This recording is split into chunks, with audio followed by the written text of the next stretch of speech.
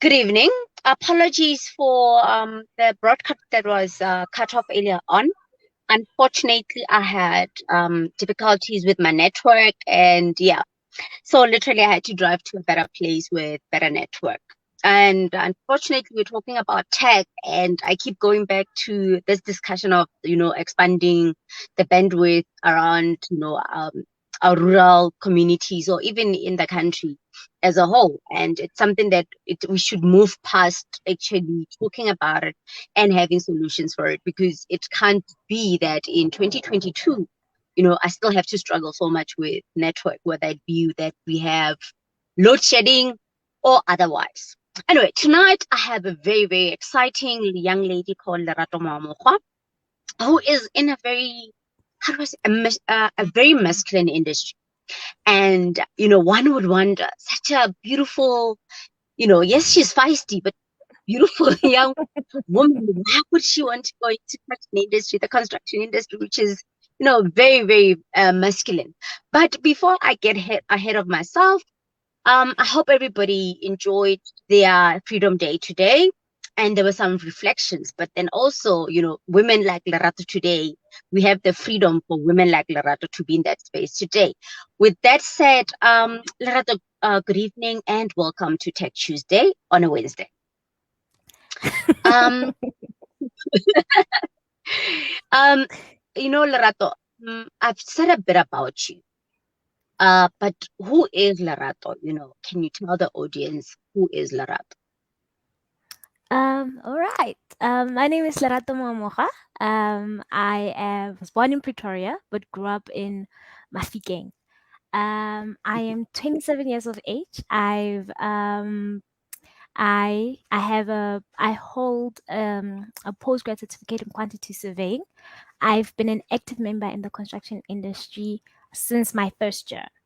And I've been exposed to the industry through volunteering and also attending from the smallest events to the biggest. And I've also led in some of these organizations. And well, this girl here is a socialist feminist. I I live to see the development of South African young women. I live and breathe the idea of actually having to see women thrive in the construction industry. And yeah, that's just a glimpse of who I am. Lerato, the person I know is a social activist beyond the construction industry. But life can be easier. Why did you choose, or what attracted you to this industry? Life could be easier. I'm just saying, as a woman, I but you went to a very path. well, you know, I think it's fate. I literally my first day of school, my grandmother took me to school. Well, she wasn't driving; she had a driver. Her driver took me to school in a construction truck. I think it's fate. My grade one, first day. But beyond that, I actually wanted to do mining survey. And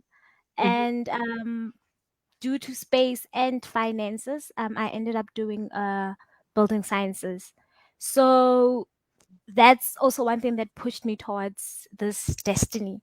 And once I got in there, I opened myself to the industry. I wanted to know more. I wanted to learn what opportunities are there for me, and how am I going to fit into all of this. So that's how I started participating, taking leadership roles or volunteering in these industry-based organizations.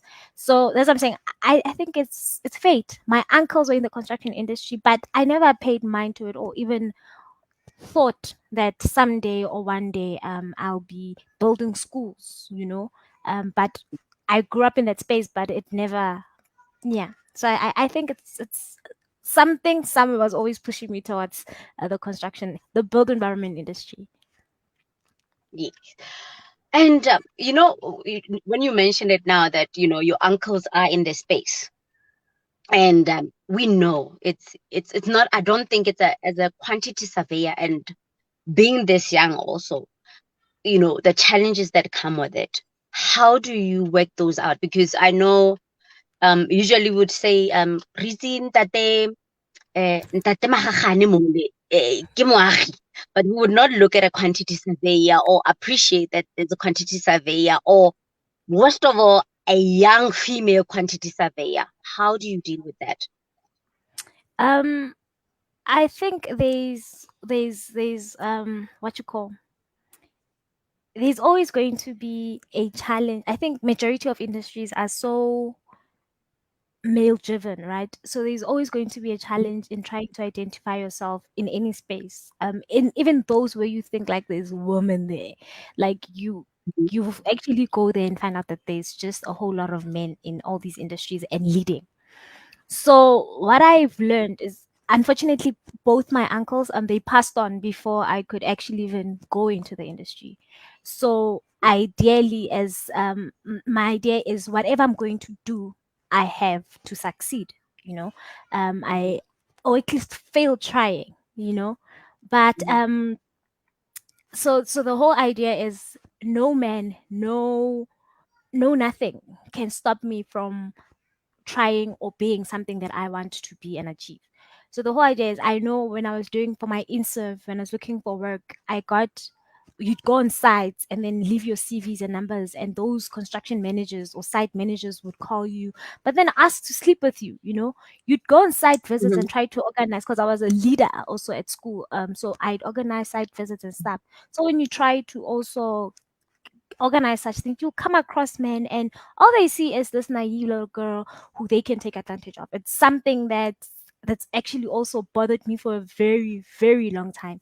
And it's a very scary world, because now we become so undermined that the potential that's right in front of our eyes can't be nurtured, because all they want to do is maybe sleep with you, ask you out, and that on its own makes you undermine your own abilities, and capabilities. Mhm. So I just feel like at some point I sat down with myself and I drew the lines. I made the boundaries for myself that if it doesn't feel right, it's either you're gonna say it um Mhm. with the little confidence that you have, or just remove yourself from that situation. And I think that's how I've been able to move throughout the industry. Yeah. Okay. And now you are a guest here and on tech, and you specifically, the work that you do on quantity surveying, um, there is a lot of technology that is used. How is that coming into the industry? How is it changing the industry? Even from, I've seen these machines now, you in the industry, that these machines that literally build, they make the bricks. You no longer have to do the mixers and everything. How's technology changed in the industry? Unfortunately, well, in South globally, things are fast moving, but in South Africa, Hmm. the change or the move into the technological aspect of things is quite tort it's like a tortoise type of movement. But what I can say is, we are moving, I think, quite all right, given our social statuses and social class difficulties and so forth. Hmm. But I must say that or advise people that Hmm. in whatever that they're studying, not limiting it to Hmm. construction, is that they must try and see how that fits into the future. Because what you call, today, as a quantity surveyor, the old people call it a dying profession. um Hmm. it's mainly because what you call, these BIM technologies coming in, where now you've got things, machines that can actually do the calculations for you. Thingy. There's machines that can compile your BOQs for you, computers that can actually do that for you. So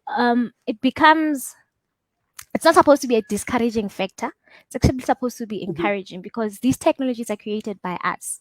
you know. So that's what I'm Hmm. saying. In everything that we study or in every industry that we go into, we must try to see how we fit in and how this in the how it will look in the future, how it can be advanced or improved. So when I think technology, I'm always thinking the future, and I'm also always thinking that it's something that each and every one of us should transition in from.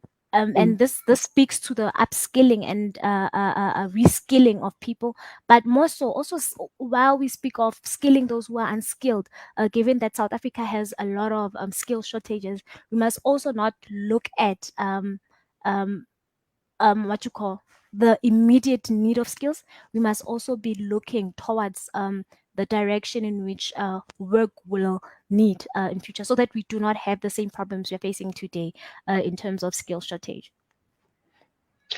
Wow. We sometimes, like you're saying, we should look at, the as they would say in technology, the computer aided the kids must not just be about today, also about tomorrow. And I love that you're touching on the future of work. But then how would this future of work actually impact on women and perhaps the discrimination that women are finding themselves in that industry? Well, the competition is going to be tough because now men must find technology that they are creating and still, you know, so it's a three-way challenge. But more so, I've also learned that there is generally little women in the ICT Mhm, space. And I think it's mainly because of, I mean, in construction, in particular construction. Um, mhm, you don't find a lot of them in in 3D printing. You don't find them in what you call in academia. Also, you don't find them where they would research. So I it's so it also becomes a very difficult conversation because the numbers aren't actually supporting a conversation that could be had, you know. So the conversation would then have to start with how do we push women into the construction industry, then push them into construction and ICT, you know. So it's very difficult because I once were organizing a tech conversation just like this one once upon a time. And mhm. I know a lot of men in the 3D building space, but I asked, can I just have one woman, just one? Send me a profile. And I was told, no, she's on maternity leave. And I'm like, is she the only one though? You know, and Yeah. you know, and there are institutions moving towards it. There are institutions of higher learning supporting programs Mhm, that speak to technology moving into South Africa in the construction industry. And we need to actually work very hard to encourage women to go into the space. And this also advances them because, you know, we must have skilled women. We must have women leading the spaces for the sake of the nation. Because you feed a woman, you feed a household. And so yeah, we must allow women to make a lot of money, and this would mean that create intentionally creating spaces for them to be empowered and skilled in the ICT space. you touching on so many issues. I'd say they're societal issues. One of the issues that you have just touched on now, it's how do we get women into these spaces? As Lerato, how do you think we could get women into these spaces? Because for you to get into this space, it was mostly because, as you said, destiny. But then how do we get others into the space? I think we need to have aggressive I don't marketing of courses or rather careers in the engineering and build environment. And while we are doing this, we need to have faces of women who've actually done a lot of work, have extensive experience in the fields, and also so that it becomes so much easier. And because the issue of representation is quite important, becomes so much easier for young girls to see that there's actually a space for me in these industries, you know. So now we move from the superficial thing of saying no, but we've got women in this. We must see the actual work, and the actual work must be inspirational and motivational to those who are coming up, because the only way that things actually happen is if one person goes up and then pulls the other one with them, you know. Mm-hmm. So I think we must be very intentional we must have a lot of collaborative work with schools, with institutions of higher learning. And also, I've seen a gap as a student activist, especially in my field. It's that a lot of us, when we go into school, we do not communicate with the councils that we have to register with as professionals. And now, even though because I went to school with a lot of the majority of my classmates were women, you know, so Mhm, we lose them in the system. We lose them into the labor, which is also can cap a person. Then it becomes a roof because mhm, you're not interacting with councils that actually regulate your industry. Now it also becomes impossible for you to get where you can, how you can advance yourself in that particular industries. And there's also a lot of what you call, there are a lot of publications that mhm, sometimes we don't want to find ourselves, we don't want to what you call, follow or subscribe to, which we should, because they also show you um the what you call, the progress in which your industry is making in certain sectors, how technology is coming into your industry, how South Africa is actually taking it in, and how it's developing your country, or how it's regressive. These things we don't know about. A lot of people mhm, just study to just go and study, and I got my degree and that's just it. But we need to encourage and introduce councils to students, so that they know that there's this council, and when changes happen, the first people to know about it are people in those councils. So they are also able to advise, to tell you, you know what, you're doing quantity survey. Okay, now take your degree or your honors or your whatever, and try to mix it with, or collaborate, integrate it with something else in ICT that would have to do with this, or study your masters in this and that. It becomes so much easier. So mentorship also becomes integral to actually having women in the space. But like I say, it must be woman to woman, meaning our work now becomes overload. But this is for mhm. representation matters, and for also to motivate someone to say, someone like me is actually doing this, someone like me is actually thriving in the space. And there's also an issue again of access outside of the information aspect. There's a problem with councils being too white. Besides Mhm, them being men, being led by men and stuff, the issue of access, in terms of Black people trying to access these spaces, becomes a real challenge because of race. And that's something that, imagine now, I'm struggling with the fact that I'm a woman. I must now struggle with the fact that I'm Black, you know? And mhm, that's also something that we need to aggressively push on. But I've seen that the construction industry is actually making differences, because there's a formation last year during COVID. I think that was, it was a wake up call. A alliance called CASA was formed, where different organizations came together and they are working on improving. But it's more economical, I think. I would think, but it also speaks to Black people, what you call, benefiting economically. But it doesn't the leadership, there's women, but there isn't what you call, enough women organizations, you know mhm. to speak or to give enough volume to the issues faced by women in the industry. But there's enough Black. But we'll see if anything changes, and if our views will be heard and be pushed for. Okay. Earlier on, you mentioned that South Africa has a very, very low uptake of technology. Now we have a problem of being females and being Black, and the low uptake of technology. What is leading to this low uptake of technology in the industry? Do you perhaps have an idea why, as we maybe compare it to, during COVID, there was a time when China built a hospital within, I think, a week, and everybody was praising it. But then when you look at how we even build something in South Africa, it would not happen within a week. Which could be, even now, if we look at the floods in KZN, Okay, is it? We'll talk about the causes and the damage, the amount of damage that is caused there from your angle as a quantity surveyor. But then when you look at it, even to, reconstruct, if there was an uptake of technology, it would change that and make it faster to actually recover and rebuild.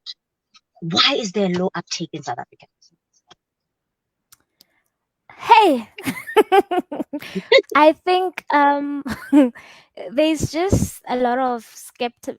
Number one, I I I would love to put what you call. There's a lot of, I think there's a lot of effort in trying to bring it in, and that's why I said earlier that there are institutions of higher learning that are actually investing in such projects, in such research. I know UJ Mhm, is working on it has a 3D project that mainly, there's a group of students doing their masters that mainly focus on 3D printing. you know mhm, there is an effort that is being made. I just think, in terms of, I mean, how we are socially how South Africa is socially built, or and also its history. I mean, it plays, or it has a great strain in the type of development and how the development comes about.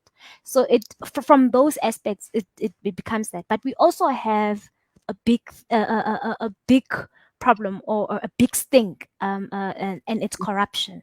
And this starts from low level going right to the top, that is actually making it also a little bit, or a much harder, to get the things that needs to be to give quicker, convenient results, to give effective results, and for efficiency, you know, to get it efficient result. I mean, result efficiently and easier. It it's just those things that we need to work on, and we must actually be aggressive, in terms of dealing with such elements such as corruption, so that we can get things done for the to improve the living conditions of people of South Africa. But on a holistic approach, I also believe it is also on s- you know I once had a conversation. We were talking about how people who didn't study in because the construction industry is open to anyone, even business people, anyone mhm, just does it. There's a lack of appreciation, in terms of what you call. For instance, a small business, a person wouldn't. Oh, it's there. They don't mhm, consult with your quantity surveyors, because what the hell, why must I pay that person to do this? And there's a mhm, reason why quantity surveyors exist. There's a role that they play in the process, of building any project. So that also becomes a sting, not having people who are knowledgeable about the industry participating in it, which makes them lack the appreciation of different professions or role players in a certain. That also makes it difficult to have infrastructure development that we would like South Africa to have. So I think it's quite tricky.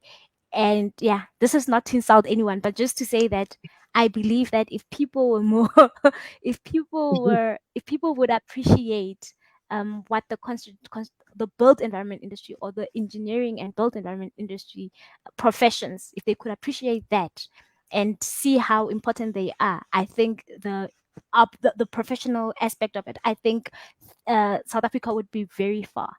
But yeah, mhm. Okay. thank you. You're talking about professionalism, right? And the construction industry is synonymous with low skills. And we're talking about tech. Right now you look at green buildings. You've even introduced me to a young lady who is converting waste to, into bricks and using that. And that could also be used as a way to infuse nanotechnology into the new bricks, and making them, accessible for, expanding the broadband. I'm just putting it out there, something that's possible out there. So we have this industry that has low skills. What is the future of these low skills in this industry? Can you please repeat that? Oh, what is the future of low skills in the construction industry?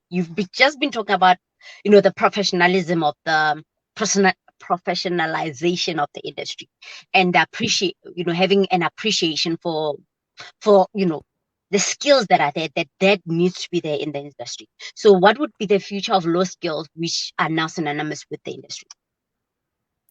Um, okay, this how do I put this? The the issue of low skills, which speaks to certification, is gonna Mm, be hard because already South Africa is like, ooh, it's bad, right? So mhm, the challenge doesn't change. I mean, it only needs people who are going to lead this unapologetically, like saying that mhm, because we want to achieve this is what we need. So we are going to train young people. We are going to expose young people, or not just young people, but for my vibe, young people, I and understand also train the young people bias. Yeah. to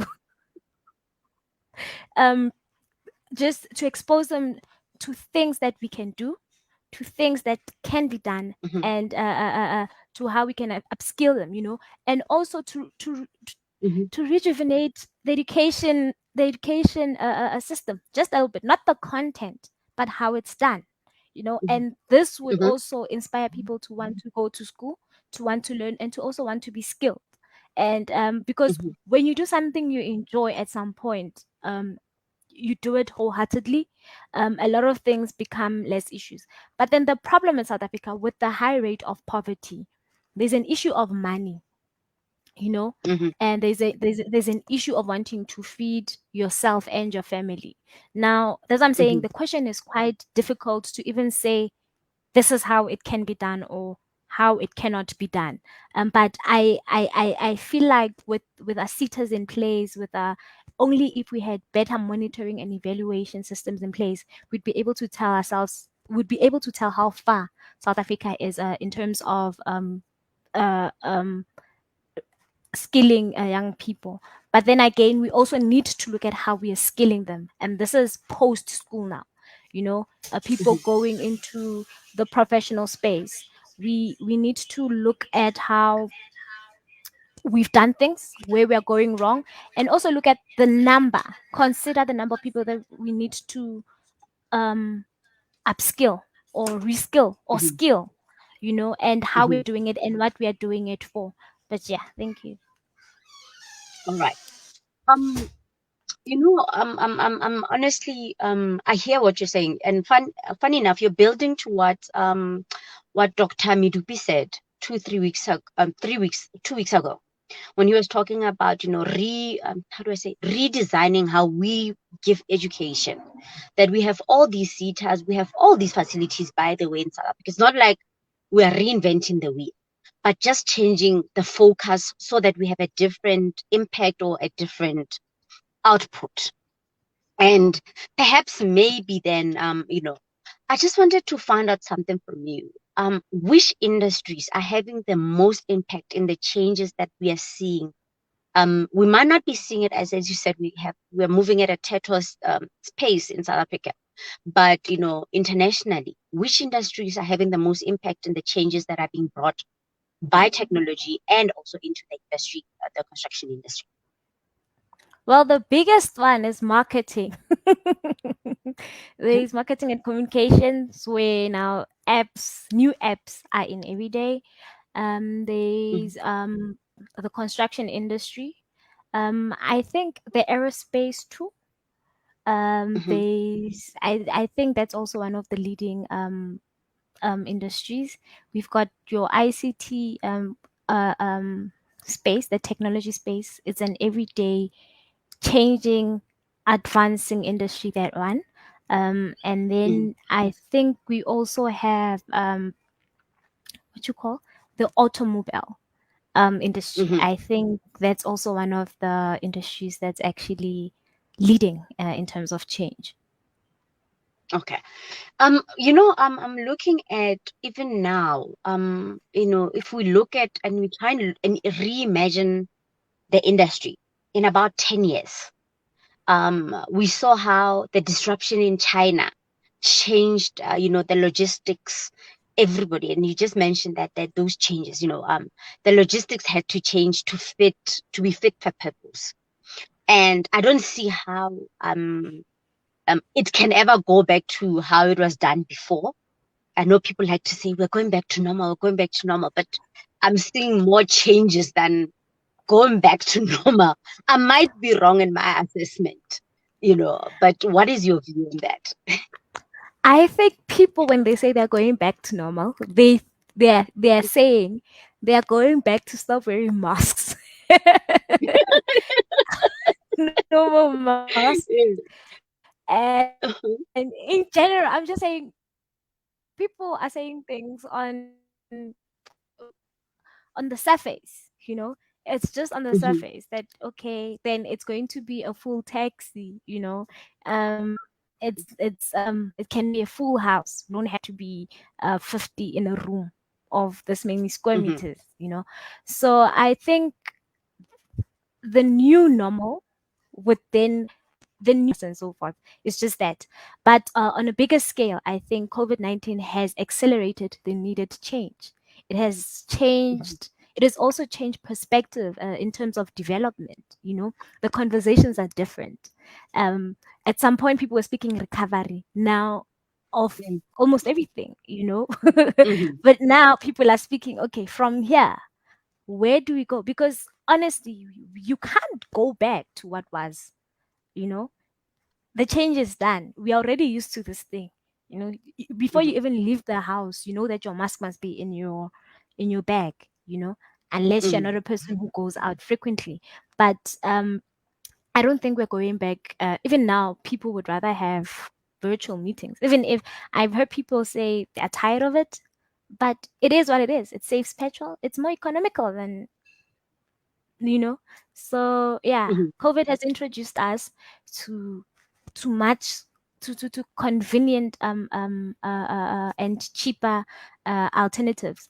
But even if most South Africa is still struggling with Escom and load shedding, it might not be that ideal, because I'm mhm, like to see you must run to the office. But otherwise, I think our new normal would be that we must get used to the convenience of having mhm. things done virtually. Yeah. Spatial planning and technology and the future.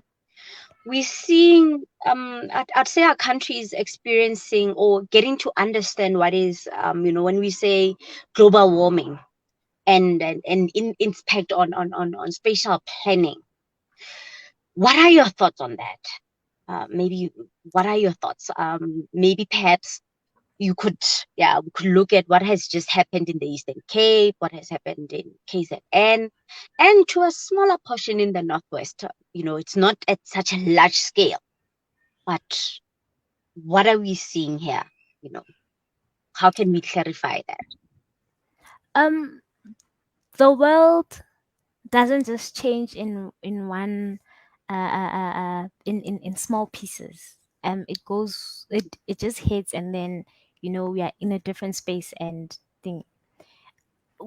The issue of global warming has always been a conversation we've heard from primary school, right? And the issue of carbon footprints, reducing it, and it's so unfortunate that majority of places that actually do not even contribute that much to the carbon footprint will actually suffer the consequences of high carbon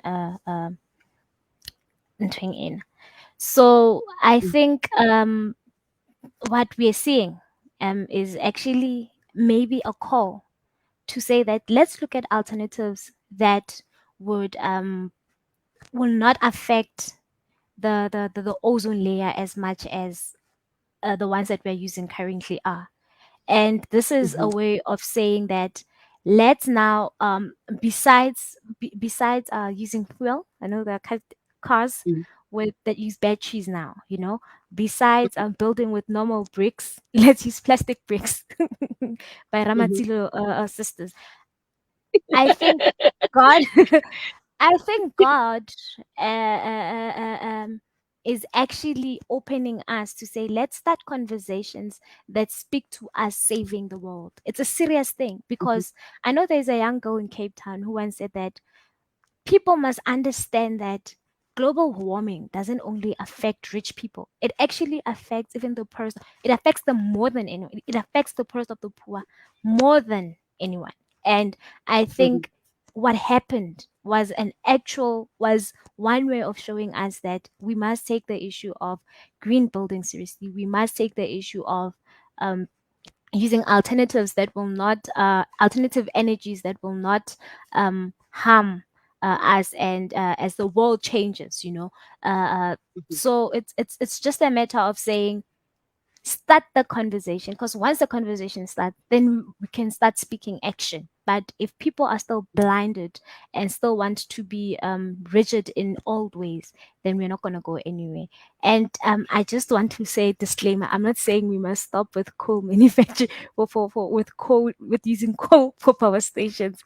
I'm just saying I'm just saying there are alternatives and we should consider them. And I feel um, black people. And when we say considering them, we're saying we must find black people, young black women in spaces such as the green space, because we aren't there, you know, we are not Mhm. there again, which becomes a problem. So that also speaks to when we say going there, because what's being discussed there directly affects you. Given what happened in KZN, the most affected people were black families, unfortunately. Thank Yes. you. And the unfortunate thing about what has happened in KZN, we've been saying, in 3 months, people in KZN will start businesses in KZN, or in general, the economy in KZN will find its feet in approximately 3 months. But unfortunately, for those people that lost their houses and they lost everything, it will take them, I could use, when people go on a strike and then they lose one month's salary, it takes them 6 months to actually come back to that. Now you have spent your whole life saving, building this home for your family. You have now lost it. We don't have insurance in our townships. We don't insure our homes usually because we also don't qualify for that. In general, yeah, they would say to it's uninsurable.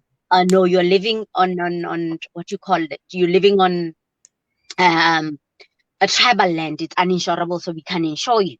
And those facilities are not there for us. So those people have lost literally their whole lives. So if you are 40, 50, you've lost 50 years of work. I mean, 20 years of work that has just gone down with the floods that maybe there are all these challenges, but the 3 months, I want us to have that conversation that beyond the 3 months, when we expect the economy to get back on its feet, we must have it at the back of our minds that that's not going to be the reality for 90% of those people that were affected by the floods. And you mentioned in passing the bricks, the plastic bricks. In terms of technology, how are they, could they change the shape and, or the outlook or the face of the construction industry? 100%. And I think they're moving towards that direction. Um, Mhm. I know we're going towards the 3D building Mhm. of things, but there's an alternative that is also much greater. Mhm. It's a beautiful invention, especially since it's by young women who are very black and activists in the industry. Um, I Mhm. think it becomes very important that we learn from them, from this creation, Mhm. because what you call with these technologies, for instance, we've got 3D building, But with that mhm, 3D building, because there's a concrete aspect of it, but there's also a brick aspect of it, and these bricks can also still be used for that. And like they say, they are much more durable, and they use less water. So I just think like, girls, where have you been? You could have saved. You could have cut out. You've been a solution that we've been looking for, and I mhm. think it's great. I think they're doing a great job, and yeah, they are in the driver's seat of change, at least. They've Um, started the track. yeah, I really do believe they have started a revolution. But are there women in the 3D building? Are there women that are participating there? Are there young people that are participating? South Africa, when it comes to, I don't want to, I'm not saying anything bad about any institution, but Mhm, I've I've come to learn that there isn't, and when I say there isn't, I'm not saying there's zero. There mhm. isn't they When I say there isn't, I mean there isn't enough. Actually, Okay. enough would then mean that there's like at least 50%, and that would be a lot. There's Mhm, little, like you literally, it's like a needle in a haystack. Like it's difficult to get women in that mhm. space, and I just hope I'm also going to find myself there at some point, because that's where the future is. Yeah. I'm happy that you're mentioning that, and you're already also kind of bringing in the challenge that we know this industry is. And as a way to build towards the way forward, I want you to address us on how do we bring women into technology? Like as you're mentioning that you would love to get into the 3D building and the 3D space. And how, how can we move forward? How do we make sure that, um, the Ratzilan sisters, their invention becomes, you know, not the exception, but it becomes the norm generally on the benefits that it has for our environment. How can we do this? Because yeah, we're having this conversation, and we do have people that are watching live, and we are going to share it beyond this. But then, how can we do that? Well, norms are usually come out of things that happen frequently, and this would mean Mhm, that we have the challenge, or rather the responsibility, to support young women who come up with brilliant ideas. We must not shy away to being biased in terms of our support for these young women.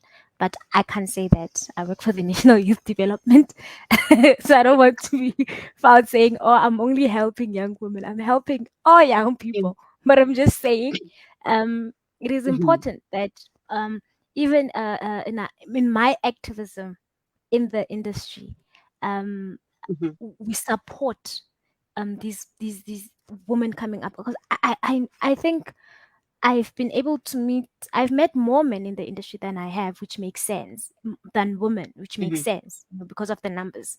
But then I've also, of these women that I've met, there's great quality. There's a lot of creativity, there's a lot of passion, and there's a lot of activism in them. There's this energy that says that we want to change, and the change, um it's either an innovative thing, a product, can be a service. There's just great, so we need to enhance it, and while enhancing it, give them great support. And also, and support becomes the biggest part of empowerment, because without it, then they are left and make sure that we don't lose people into industries. We must pull people mhm, in, pull them into spaces that will allow them to grow their products. And we must not, because I did it for one, I've done enough. No, it must be something that we do every day. So we must also be able to look out for opportunities and share them with these young women, to say that you're going to do well there. Try your luck there. mhm. And if you need any sort of support, tell me, and I'll do what I can.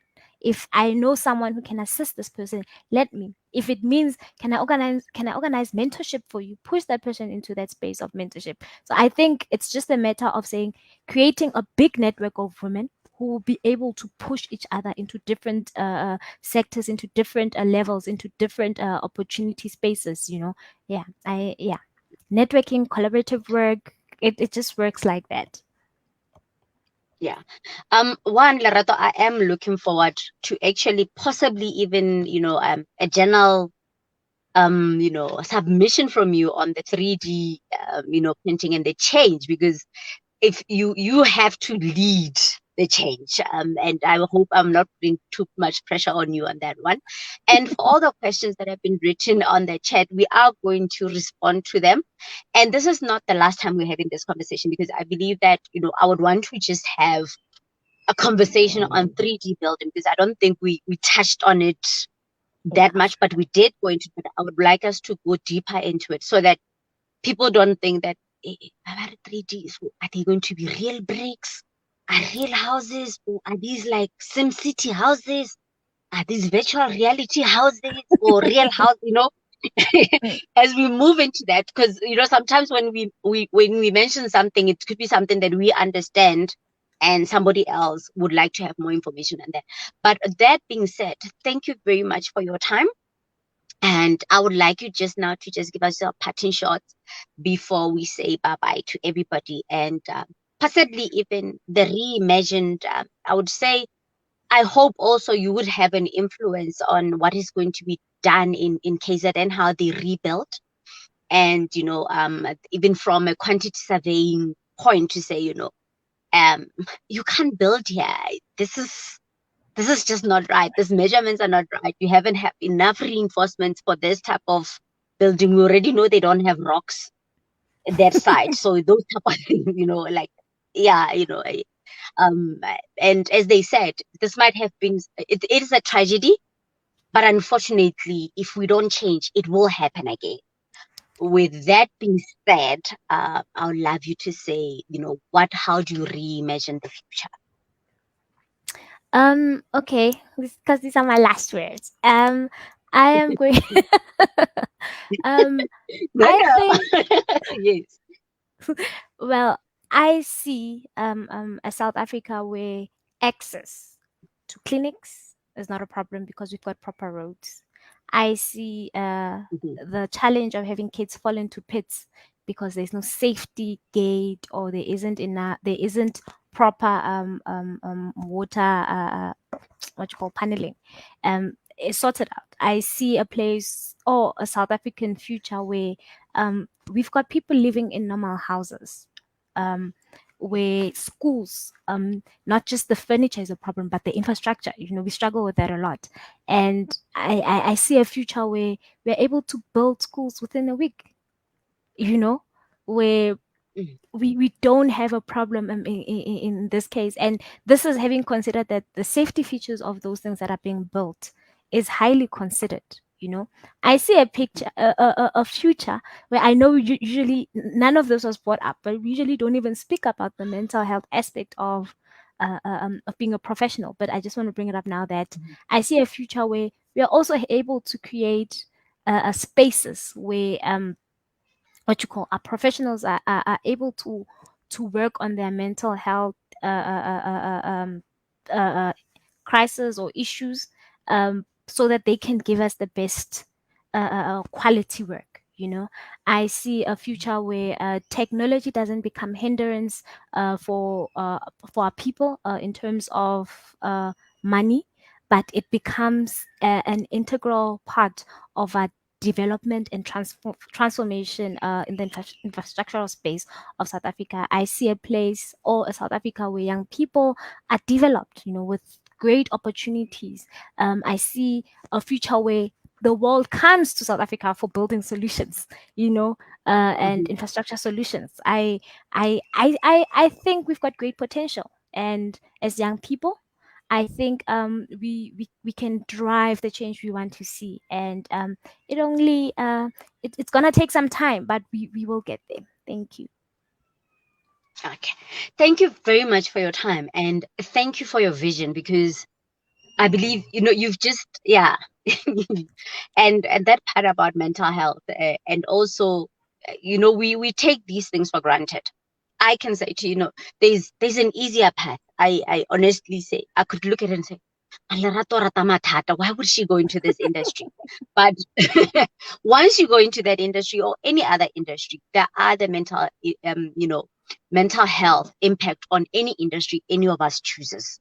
And we could be the change. We could say to them that you're not imagining all these things. The world is also changing at a very, very high pace, which our brains do not necessarily all the time adapt as fast as would like them to adapt. And there is an impact on that, on your mental health. But with that said, thank you very much for your time. And thank you also for opening our eyes up to say there are solutions. There is technology is a friend of development. It's not, a barrier. And even if they say that the industry is dying, it's a dying industry. But there is still a lot of potential and a lot can be taken out of that. Thank you very much also for your lessons. And we will see you again soon, hopefully in the month of June. And we'll bother you and say, you know what? We are having a hackathon. Now let's have solutions, 3D solutions for the construction industry. And thank you very much for your time. Thank you.